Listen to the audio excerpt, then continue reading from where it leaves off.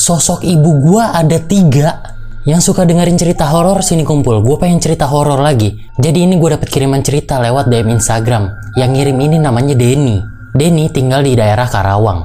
Di samping rumahnya itu ada beberapa pohon belimbing milik tetangganya. Nah, ibunya Denny ini sering banget minta belimbing ke tetangganya ini. Karena emang hubungan keluarga Denny dan tetangganya ini baik, tetangganya ini ngomong ke ibunya Denny, kalau mau minta belimbing langsung ambil aja, nggak usah pakai minta dulu.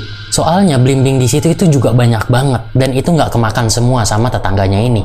Karena udah dibilang kayak gitu, akhirnya ibunya Denny ini sama keluarganya itu sering banget langsung ngambil-ngambil aja nih.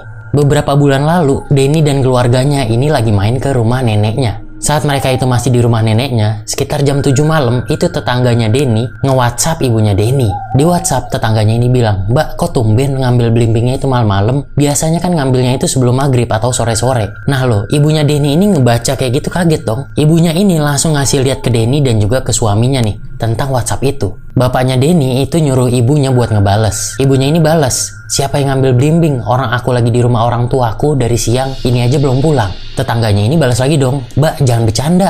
Orang aku ngeliat jelas mbak itu ngambil belimbing."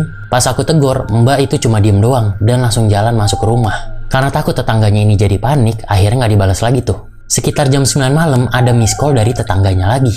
Ibunya Denny langsung nelpon balik dan di sini tetangganya itu langsung nanya, "Mbak kemana? Ini cabenya udah aku ambilin. Abis aku ambilin ke dalam kok mbak nggak ada." Terus pas aku ke rumah mbak, aku ketok-ketok, mbak cuma diem doang di dapur. Aduh, merinding gue nih.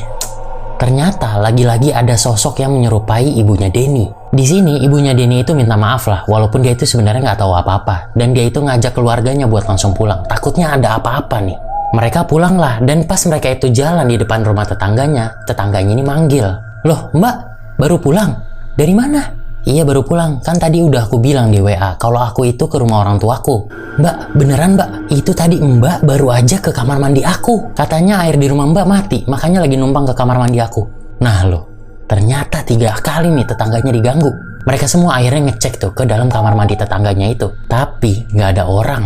Udah deh, Denny, ibunya sama bapaknya itu pulang ke rumah. Dan pas mereka masuk, ternyata di meja makan mereka itu ada belimbing. Padahal sebelumnya pas mereka pergi, itu di meja mereka kosong.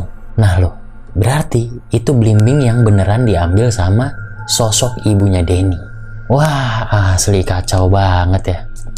Oh ya, lu suka dengerin cerita horor? Coba dengerin cerita-cerita horor gue yang lain di YouTube gue. Banyak cerita-cerita horor yang seru-seru banget di sana. Lu search aja Jody Aditya ataupun klik link yang ada di bio gue. Bantu subscribe ya.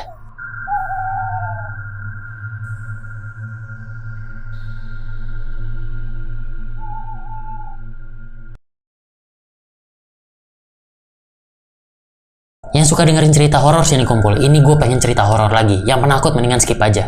Ini ada kiriman cerita tentang seseorang yang habis diganggu sama setan dan dia itu sampai nggak bisa ngomong 4 hari. Oke, jadi kali ini gue dapat kiriman cerita dari seseorang bernama Iva. Iva ini beberapa tahun lalu dia itu lagi PKL di sebuah hotel. Hotelnya ini adalah hotel terkenal dan itu bisa dibilang di seluruh Indonesia kayaknya ada deh. Ini lokasinya di Jawa Timur. Jadi pas lagi PKL di hotel ini, Iva itu nggak sendirian. Ada temennya nih yang lain. Salah satunya adalah Dio. Temennya Iva yang namanya Dio ini pernah dikasih tugas buat bersihin tangga hotel. Tangga ini sebenarnya jarang banget dipakai. Soalnya di situ ada lift. Jadi orang-orang itu lebih banyak pakai lift. Dio mulai kerjain tugas itu dari jam 8 pagi. Cuma ini kok sampai sore dia itu nggak selesai-selesai juga. Akhirnya manajer hotel itu inisiatif buat datengin Dio, ngeliat ke tangga. Ternyata Dio ini ada di lantai 10. Manajernya ini nanyalah ke Dio, kok dia itu nggak balik-balik, nggak selesai-selesai ngerjainnya.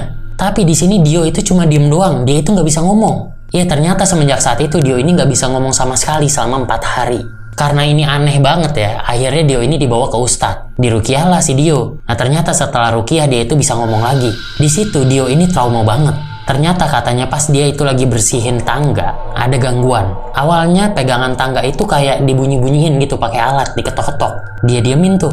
Tapi ternyata lama-lama itu gangguannya bener-bener makin kacau. Alat-alat yang dia bawa itu mulai bergerak-gerak sendiri. Cairan kimia yang dia bawa itu sampai berceceran di mana-mana, sampai tumpah-tumpah. Terus Dio ini juga dengar ada suara perempuan di kupingnya. Perempuan itu ngomong, "Aku suka kamu.